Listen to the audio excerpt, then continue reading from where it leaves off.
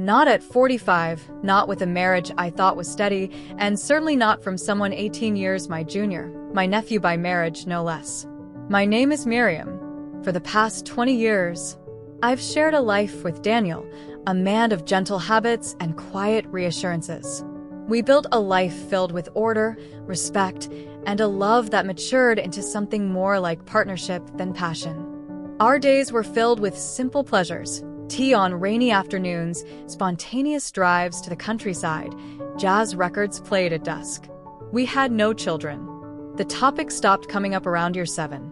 Then came a Saturday night in early October, the kind where leaves glimmer like embers and the air smells of possibility. My niece, Vivian, was throwing a small dinner for her brother Leo to celebrate his return from Barcelona. I almost didn't go. Daniel had caught a cold and encouraged me to attend alone. He knew I valued these rare family nights, though they often ended with wine-heavy laughter and mild stories. The gathering was cozy. Candles flickered against the hardwood floors, and someone had put on an old soul playlist. I wore a navy dress I hadn't touched in years. It hugged my waist in a way that made me pause. Leo had changed. He was no longer the lanky boy I remembered kicking soccer balls around the garden. There was a confidence in his posture, an ease in the way he listened, really listened, to people. At dinner, we ended up sitting across from each other. He asked questions about my job, about writing, about the books I loved. He remembered things I had said years ago, little things. It was flattering.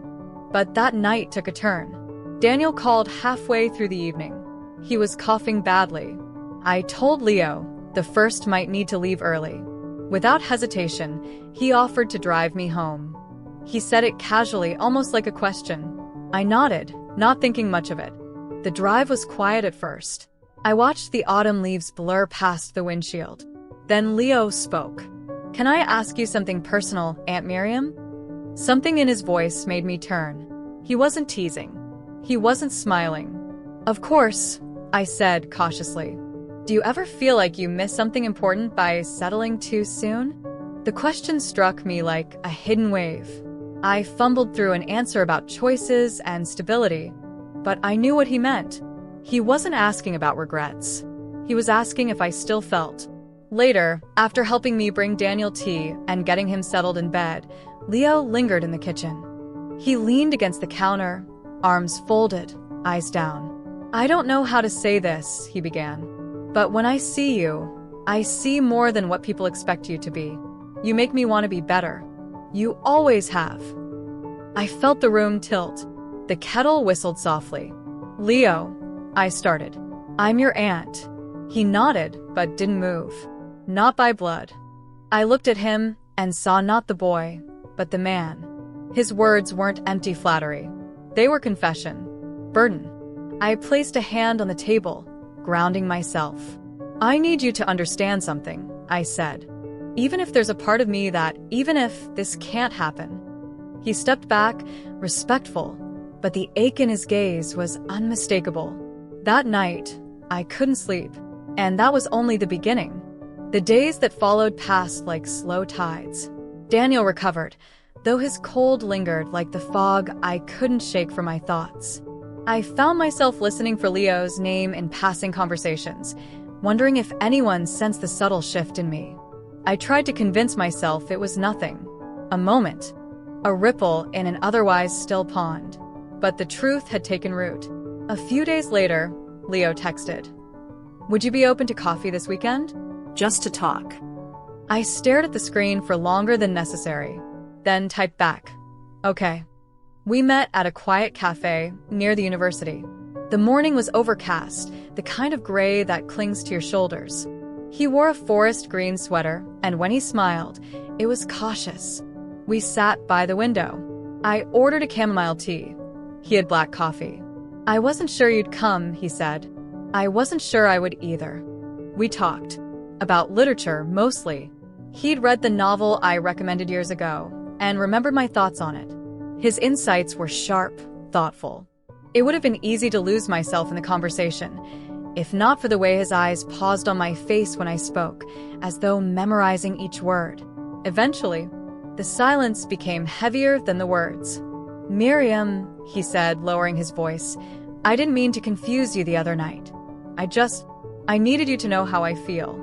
You're the first person I've ever admired without reservation. I felt the ache again, the one that came with being seen in a way I hadn't allowed myself in years. You're young, Leo. I'm not a boy. I know, I whispered. And I did. We sat in silence again. His hand brushed the side of my wrist briefly. Not a hold, not a reach, just a touch. My breath caught. I can't give you what you're looking for, I finally said. I'm not looking for anything, he replied, except the truth. And with that, we stood. He walked me to my car, but didn't try to hug me. Only nodded. That night, Daniel held me a little tighter in bed. I wondered if he could sense the tremor in my heartbeat. A week passed. Then, two. I didn't see Leo, and part of me was grateful. But another part waited, listened, flinched each time my phone buzzed. One afternoon, I ran into Vivian at the market. We exchanged smiles and pleasantries, but I sensed something curious in her eyes, like she knew more than she let on. That evening, while slicing apples in the kitchen, Daniel came in, set his phone down, and leaned against the counter. Vivian called, he said simply. I froze. Oh. She wanted to check in. Said Leo's been quiet. Distant. I nodded slowly. He's probably still adjusting after the trip. Daniel gave a half smile and stepped closer. Are you okay, Miriam? You've seemed distracted lately. I looked up into the face of the man I'd built a life with. I wanted to tell him the truth, or at least a piece of it. But the words folded back into silence. I'm fine, I whispered. That night, unable to sleep, I walked out to the garden. The moonlight etched long shadows across the patio. The air was cool, clean, and heavy with memory. A familiar voice came from behind. Couldn't sleep either? Lay. He stepped out from the gate, hands in his coat pockets. We stood a few feet apart, the silence between us louder than any words. I wasn't sure if I should come, he said, but I needed to see you. I shouldn't be here, I replied, but I didn't move. He looked down, then back at me. Miriam, I don't expect anything from you. I just needed to know if you feel it too. Even just the confusion, the ache, the impossibility of it all. My chest tightened.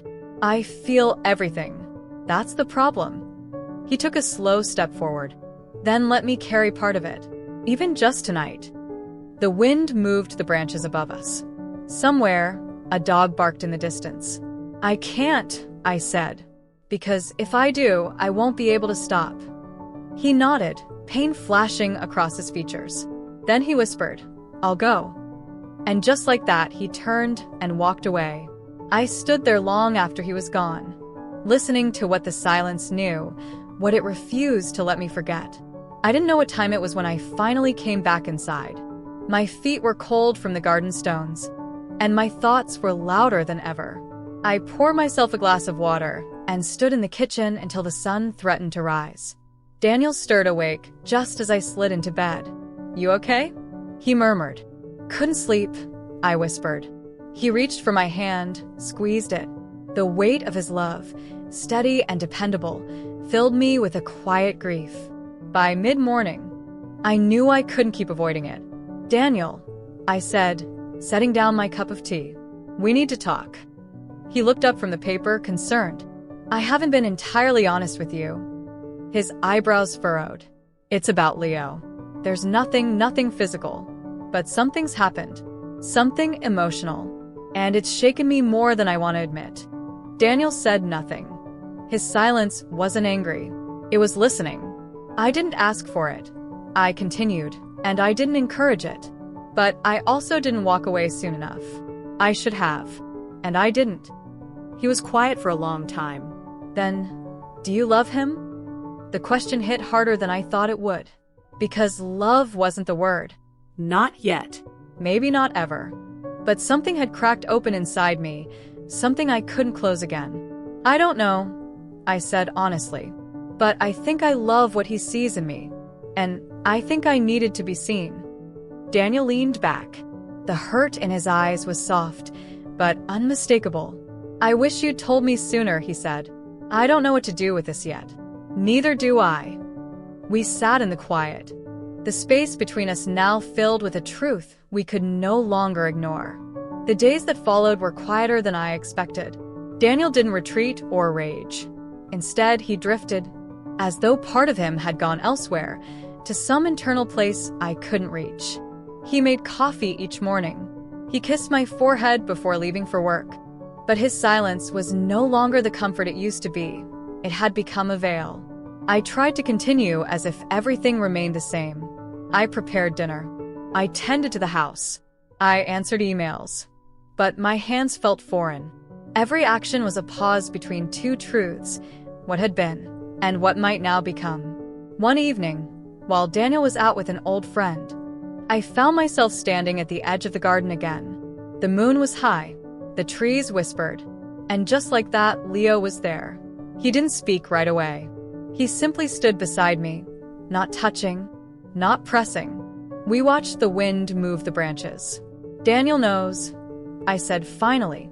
He turned toward me, his expression unreadable, and I told him it wasn't physical, but it was real, emotionally real. He nodded slowly. How did he take it? Quietly, almost too quietly. Leo looked down. I don't want to be the reason something breaks, Miriam.